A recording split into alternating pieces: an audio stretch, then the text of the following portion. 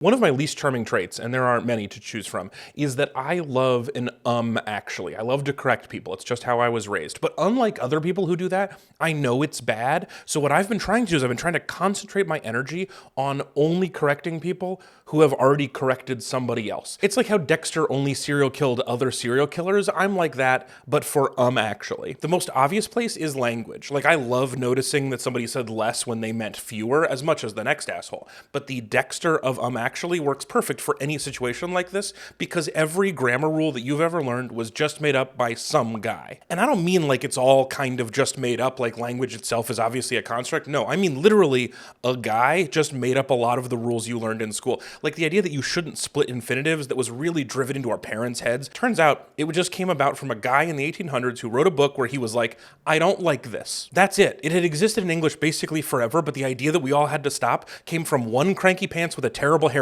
Another good one is when people call something champagne and then somebody goes, actually, it's just sparkling wine unless it's from the Champagne region of France. But then Dexter actually rides in and is like, well, the rule that you can't call stuff champagne that's not from Champagne is codified in the Treaty of Versailles, but the US didn't sign on to the Treaty of Versailles, so we can call anything champagne we want. Suck it, France. This is champagne now. By the way, this video is brought to you by Vultures. Vultures, dirty beak, clean conscience. I'm so into Dextering that sometimes I'll lay a trap for people. I'll specifically call a tomato a vegetable and then just lie in wait for someone to go, actually, it's technically a fruit, which it is, but that doesn't mean it's not a vegetable. A fruit is a scientific definition that just means a plant ovary, but a vegetable doesn't mean anything. Vegetables is just eating plants. Vegetables are just vibes, and tomatoes go on salads, not cereals, so the vibes say vegetable. But then if they're really on their game, they'll be like, didn't you just say you're a language descriptivist and that any word just means whatever we give it over time? Thus, if we say enough times that a tomato is a fruit and not a vegetable, it becomes thus. I will say, I've done it.